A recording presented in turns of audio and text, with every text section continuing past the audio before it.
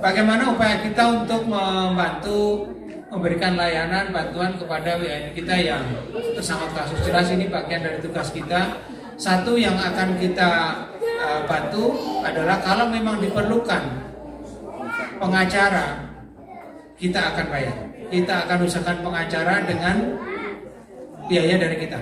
Penerjemah juga, yaitu kalau misalnya nanti waktu masuk di pengadilan, ya jangan takut Pak, karena kita berperkara kita ini. Nah, yang kita perlukan adalah kejujuran dari Bapak dan Ibu. Karena biasanya ini setelah dikorek-korek ternyata juga ada yang gak jujur dari kita. Nah ini menyulitkan kita, menyulitkan pengacara juga. Jadi ya pada saat bicara dengan kita, sampaikan sejujurnya apa yang terjadi ke pengacara juga.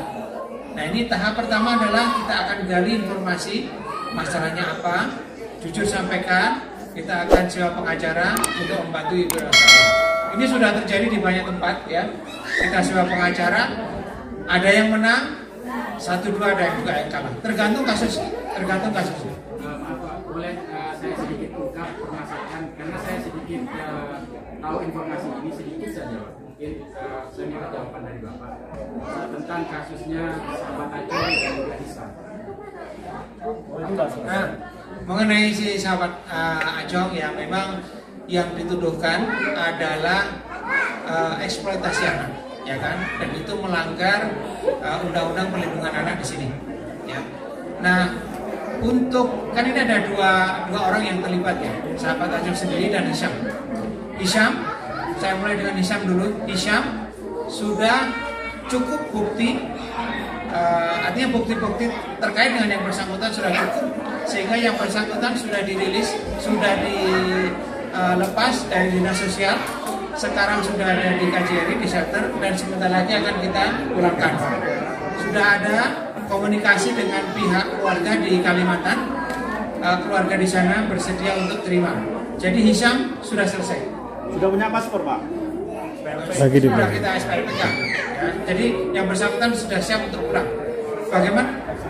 Exit sudah selesai juga. Jadi tinggal tiket ya. Persiapan tiket ya. Nah, tiket sama koordinasi kita dengan pihak terkait di Jakarta. Siapa nanti yang akan terima gitu, ya kan?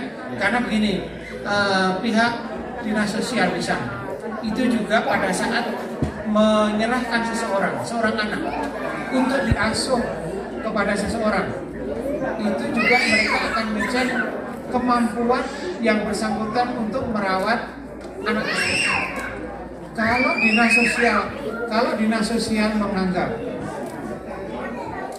sosial menganggap bahwa seseorang tidak mampu untuk merawat anak tersebut, kemungkinan besar anak itu akan dirawat oleh negara, ya, akan diambil dan dirawat di dinas sosial. Nah ini kita juga tidak ingin menyulitkan dinas sosial, kan? Mereka nanti loh kalau gini ya Pak, kita jadi tempat penampungan. Nah kita juga tidak ingin itu. Jadi kita juga perlu persiapkan Pak, agar supaya dinas sosial di sana bisa mengerti duduk permasalahannya. Kita juga akan pastikan kepada keluarga si Hisam ini bahwa yang bersangkutan keluarga itu memang mampu untuk menerima dan merawat anak itu. Tanpa kesanggupan itu, khawatirnya nanti Hisam juga begitu sampai di sana dirawat oleh negara, diambil oleh dinas sosial. Ya, padahal keluarganya juga ingin merawat. Ya.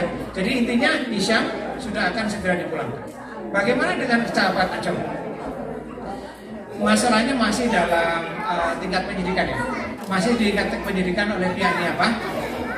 Ya, pihak NIAPA kejaksaan itu kan penuntut ya. Mereka masih mengumpulkan bukti-bukti untuk berkas atau untuk berkas penuntutan yang bersangkutan. Ya. Nah ini harapan kita tentunya ya yang bersangkutan bisa segera dibebaskan. Ini harapan saya, harapan kita semua. Nah tentunya ini tergantung kepada beratnya masalah.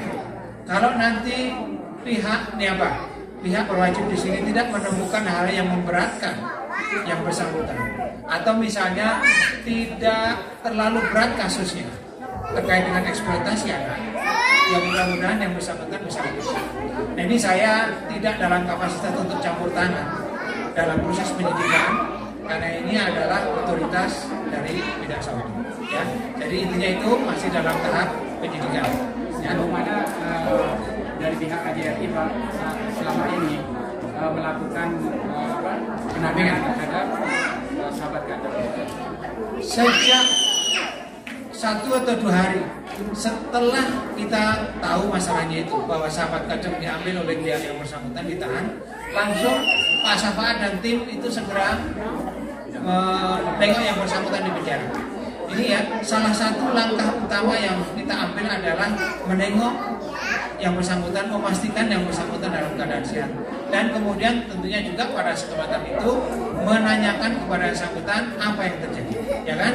Jadi pertama, segera setelah ada masalah itu kita dapat info, langsung kita datangi, kita cari masalahnya apa, dan kemudian secara reguler tim Pak Syafaat juga terus mendampingi yang bersangkutan, menengok kesehatannya, apakah yang bersangkutan dipenuhi hak-haknya. Hak-haknya itu artinya ditahan dengan kondisi yang layak, ya kan? Tidak ada penganiayaan, tidak ada pemaksaan, ya, maksa untuk ngaku dan sebagainya. Sampai saat ini yang bersangkutan mengatakan diperlakukan dengan baik oleh pihak berwajib di sini, ya kan? Jadi itu, ya, kita sebagai orang luar ya hanya bisa memberikan pendampingan yang bersangkutan, memastikan bahwa hak-hak hukum yang bersangkutan itu dihormati oleh pihak saudi. Diperkirakan berapa bulan lagi ada kejelasan untuk Wah, saya kira saya belum bisa tergantung kecepatan proses penyidikan oleh pihak. Kalau misalnya bukti-bukti itu cepat dikumpulkan, ya saya kira akan cepat diproses. Ya, sampai itu dikumpulkan, selesai dikumpulkan, ya kita nggak bisa mengatakan kok. Ini ya kami terus akan mendesak kepada pihak niaga, ya tentunya dengan halus Pak. Kita nggak bisa mendikte, segera selesaikan ya. Nah jadi kita berharap semoga pihak niaga bisa segera menyelesaikan proses penyidikan. Nanti terus diputus. Kalau diputus kan inkrah, artinya diputus secara hukum. Ya berapa dihukum? Apakah memang bebas atau dihukum sekian itu tergantung pihak Islam.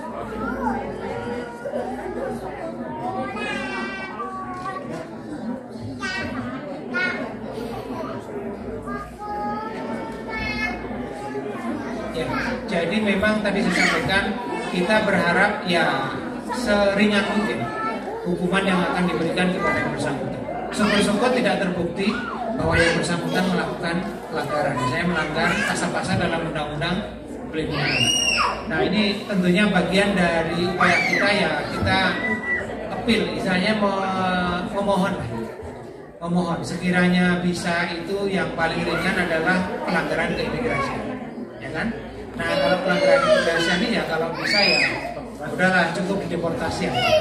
Kalau semisal nanti kemungkinan ada jeratan hukum yang akan dilakukan atau yang akan terjadi terhadap sahabat kader, apakah upaya itu juga akan dilakukan untuk mendapatkan pengacara sahabat kader? Oh ya pasti. Tadi saya bilang itu basisnya adalah siapapun juga warga negara kita yang menghadapi masalah hukum di sini akan kita berikan pendampingan hukum. Kalau hanya diperlukan penerjemah, kita berikan penerjemah. Kalau diperlukan pengacara, kita sewakan pengacara. Dan itu sudah basic yang dasar itu. Pasti kita berikan. Kecuali yang bersangkutan menolak. Ada juga yang menolak, enggak saya sendiri, tapi jarang. Kebanyakan juga dalam berproses hukum seseorang memerlukan pengacara. Kita insya Allah akan dampingi. Jadi lisan sudah ada di Satpol KJRI Pak ya?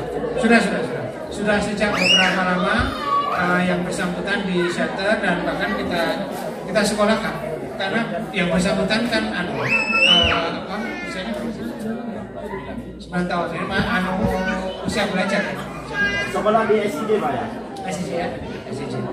Tapi karena sekarang online ya, karena belum vaksin, di bawah 12 tahun.